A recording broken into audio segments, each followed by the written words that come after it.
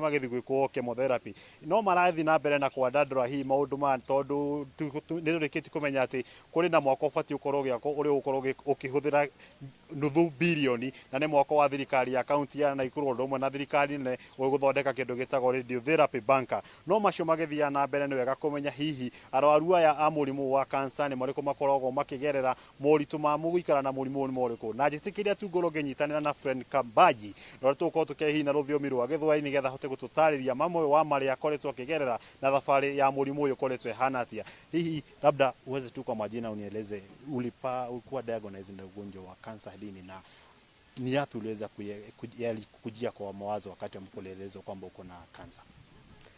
Mwanzo kabisa majina yangu ni vile umesikia, Fridah Kambai. Mimi ni mama wa miaka 52. Nilipatikana kwamba niko na cancer mwaka wa 2016.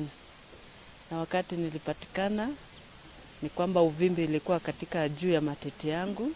Wakati nilienda kupima kwanza, daktari akaniambia ni mafuta nitoe hiyo mafuta. Nikakaa kidogo, nikaona uvimbe inaendelea kuendelea, ikabidi sasa niende kuona daktari. Kwenda kuona daktari, daktari akaprove kwamba ni cancer. So hapo kitu ya kwanza aliniuliza kama nimejaza NHIF na alianza kuchukua hatua kuanzia hapo. Wakati nilimwambia niko na NHIF na akanipangia nikaenda immediately for operation.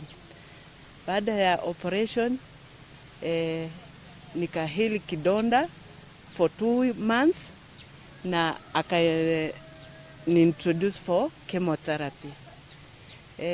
Chemotherapy ilikuwa ngumu kwa mimi sana, ingawaje wakati nilianza matibabu uoga ilikuwa mingi sana. Ilibidi sasa niite wamama wa kanisa wanipee moyo, na nikawa very open hata kwa majirani. Nilikuwa open kwa wao kuwaelezea yale ninayopitia na wakanipea moyo. Ingawaje ilikuwa ngumu sana kwa familia yangu kuwaelezea ni nini ambayo napitia. Mimi ni mama widow wa watoto 3 na niliona kwamba katika watoto hao wangu 3 watakuwa na uoga kwamba unajua mtu akipatikana na kansa vile tunajua inaonesha kwamba it is a death sentence. So nikaona ni ngumu kuelezea watoto wangu kwamba niko na issue ya kansa. So ilibidi ninyamaze kwanza mpaka wakati nilienda operation ndio walikuja wakauliza mama ni nini naendelea, because hawakujua kwamba ninaenda kutolewa titi yangu lote. Waliona wanaenda tu kutoa hiyo vimbe. So ni watoto wakubwa nilijaribu kuwaelezea nikiwa pale kitandani, but kwa wao ilikuwa machozi mingi sana wakiniuliza maswali mingi sana. Mama, sasa titi imetolewa. Sisi hatujazaa watoto, watanyonya wapi sasa? Labda nikukate nikueleze baada ya hapo na kwamba umeanza matibabu, umekata matiti, kwa sasa maisha yako vipi na what's the way forward kwako kwa maisha? Kwa sasa hivi maisha imebadilika vile ilikuwa kwanza. Kwanza unajua nilikuwa najitegemea. Kwa sasa hivi lazima nitegemee watoto ndio wanipee nikule ama nioge nifanye nini. Kwa sababu siwezi kuashumu kazi zangu vile nilikuwa mwanzoni. Mwanzoni ningeamka mwenyewe niende kibaro yangu jioni nikuja na chakula. Kwa sasa hivi lazima paka wanisaidie upande wa chakula na hata matibabu. Kwa sasa hivi ninatumia madawa mingi sana. Kuna dawa zile daktari ameniambia kwamba nitameza for 10 years. Na hiyo dawa ni very expensive, inaitwa letrozole. Hizi dawa moja ya siku moja inatoka na shilingi 300. Labda ni jambo ambalo mlichukulia na that positive way, na unaishi vipi na watoto wako? Na labda kuna hii mambo ya chanjo ambayo inasemekana kwamba kunafaa kuwa na chanjo ambao wanachanja ili kuweza kuzuia mambo ya kansa. Labda wewe yako unakubaliana na hii chanjo? Ya, hiyo chanjo mimi nakubaliana nayo kwa sababu wakati tunaenda kuona daktari tunawauliza maswali mingi. Kama mimi nimepatikana na kansa ya matiti, mtoto wangu atapatikana na kansa ya matiti pia.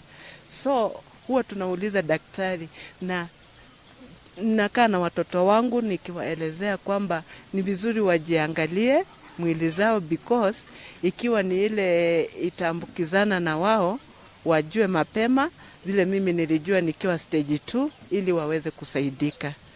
Na wanakubali because ile wameona nikipitia na vile wananiona nikiendelea, wanaona hata hawa ikikuja they will cope up.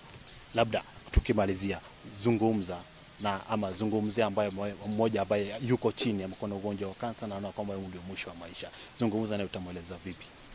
Sasa mimi na advise mtu ambaye ameenda kupimwa na akapatikana ako na kansa, kitu ya kwanza ni kukubali. Ukikubali ni kama malaria ama mgeni amekutembelea. Mgeni akikutembelea kwako, usikubali akae pale kama kwake.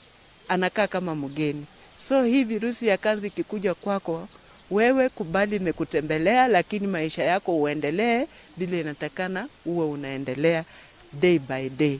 Ukisha kubali, hata madawa ama matibabu yote ikikuja inakuwa positive.